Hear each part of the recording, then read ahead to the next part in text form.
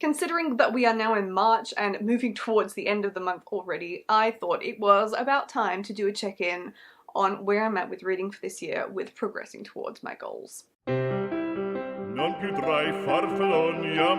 Hi guys, my name is Cece and welcome to Upside Down Books. As I've said, today we're going to be checking in on goals and we're going to be doing a little look at the next 10 or the top 10 books that I want to get around to before my birthday.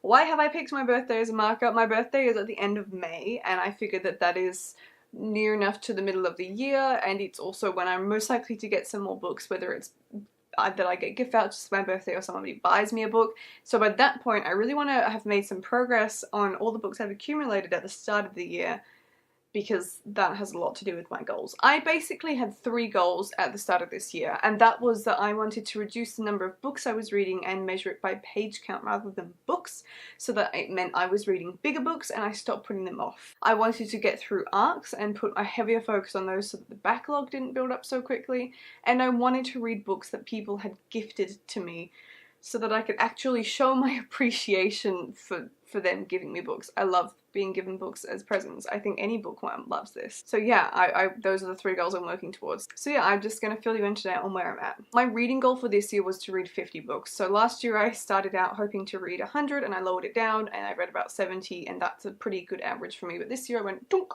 we're going to read 50, and I'm really glad that I set this goal because I've been much busier this year, at the start of the year at least, so 50 has been way more reasonable than any other goal I could have set. I have currently read 9 out of 50 books, which I think I'm either on track or 1 book ahead of schedule, so thankfully I am on track for that. I thought I would be further ahead of schedule than I am though. Now, out of those 9 books, 4 of those have been arcs, so I'm pretty happy with that ratio. I'm not reading more arcs than my own choices, but I'm also still keeping it fairly even Stevens to making sure I am focusing on getting some of those arcs read. If you don't know what an arc is, it is an advanced reader copy that is sent to me for review from publishers. Also, out of those 9, 3 out of the 9 books have been audiobooks, so that's been really good. I'm glad I'm still finding time to read audiobooks. I feel like it's also a really good indicator of how busy I am, considering that that's still a third of the books I've read have been audiobooks, and usually it is a way smaller percentage of them. So I would definitely say that I'm on track for my goal of reading arcs. Now, what I'm not on track for with goals is actually reading the gifted books to me. I believe only 1 out of the 9 books, just 1 out of the 9 books that I've read so far this year have been a gift from Christmas. I received a lot of books at Christmas time, so I would very much so like to up the ante on that. That has simply been because and I think this is where the balancing act gets interesting, because I'm trying to balance arcs and gifts and I simply don't have enough time to make it really evenly split. But I have, one of my latest reads was a gift, and we're going to be looking at some others that I've been getting around to. Bearing in mind that that's not the first gift from Christmas I've read. I read a few at the end of last year, so it's not quite as bad as it seems. But that goal, I probably need to remind myself, is not quite happening as much as I thought it was. When it comes to my goal of how many pages I've been reading and trying to read bigger books, I feel like I'm doing a decent job, but not a fantastic job. I'm not wanting to exclusively read huge books, but most of my books, I feel like my average page count would be about 450, 430 maybe. I've had a few books that have been nearly 500, I've had a couple of books that have been about 330, so there's somewhere sitting in the middle of there, but I do have some bigger books I plan to read. I'm reading a big book at the moment, and I feel like my attitude towards picking up books that look big has been better. I haven't been only shying away to YA contemporaries to make my life easier. I have actually been reading some dense reads, some very serious reads, and just flat out big books. So I'm pretty happy with my goal towards that. So with those things being the 3 things that I've been focusing on, we're gonna now have a look at the books that I'm gonna try and read or look at reading before my birthday at the end of May. I'm not gonna be discussing any arcs for the rest of this video because those are just going to happen anyway, so we're gonna be looking at books that are more of a challenge for me to pick up.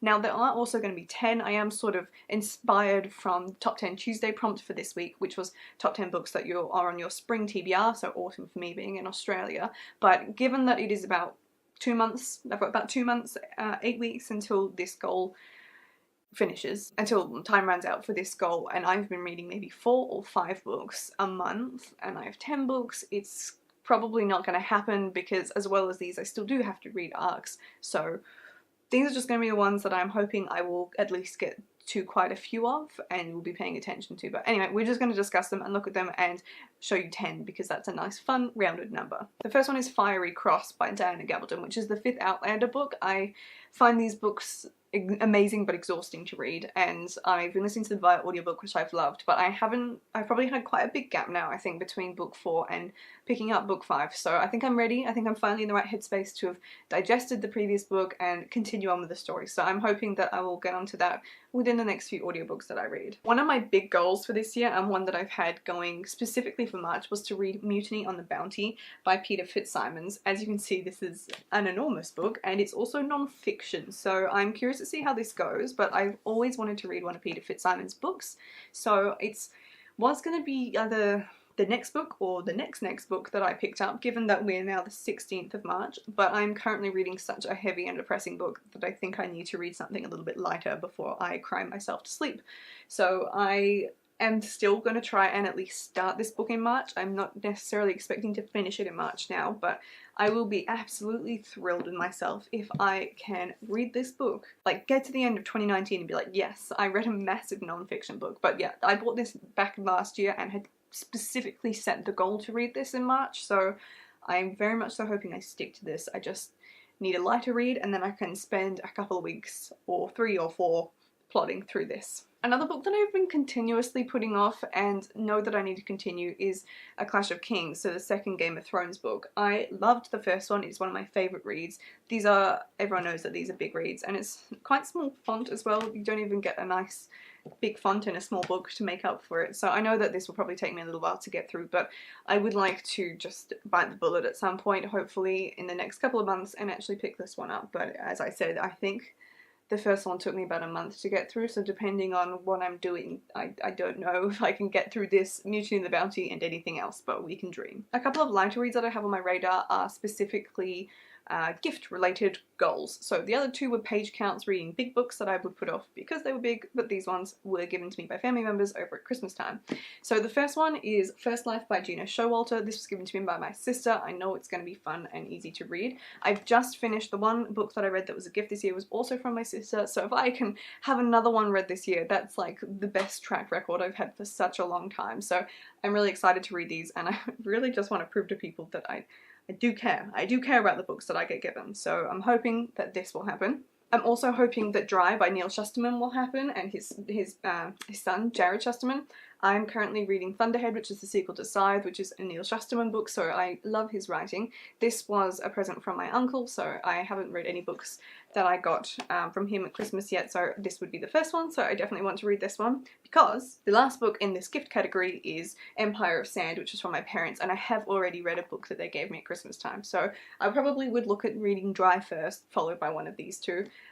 Once again, nice epic fantasy or high fantasy, I'm not quite sure which one this one is, so fingers crossed that these 3 can be sort of my light reads in between all the other heavier reads that I'm going to be looking at before my birthday, if we can get this done. I'm probably going to end up reading like 2 out of all of these books, but you know, in a perfect world, that's what would happen. Moving back to more serious books, we then have, I don't know if it's really that serious, but Dan Brown's Da Vinci Code.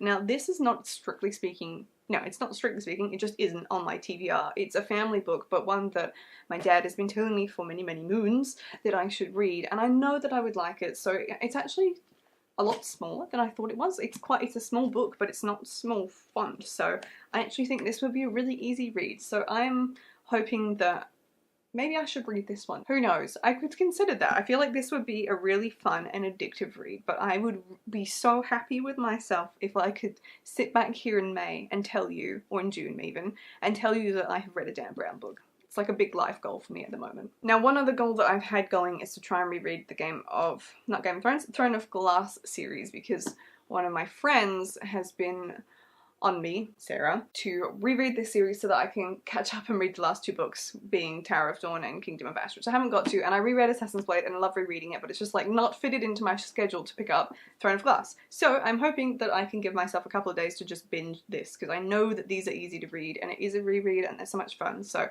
this is back on my radar to be like, we've got to keep going with this, we've got to try and finish this series this year. It's so not going to happen, but I wish it, I hope it does. Now there are a couple of other gifts here, but these ones aren't Christmas related gifts. These are more like recommendations from friends that I want to get around to, because I very rarely read recommendations from friends and I feel bad about it. The first one is from Jaden, my boyfriend, which is Golden Sun and the sequel to Red Rising, which he had prompted me to read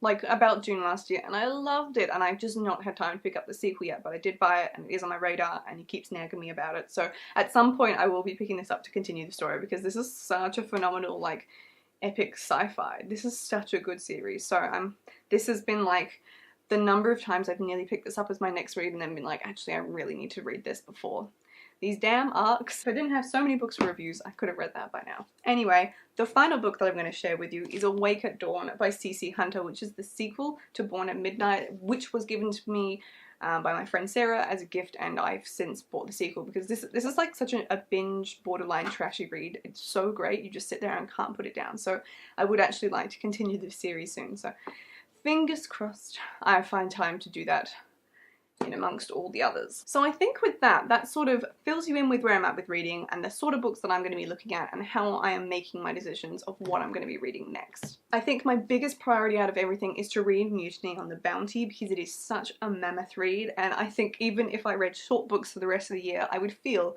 like I met my big book goal for the year, because this is so big. But I'm pretty happy with where I'm at.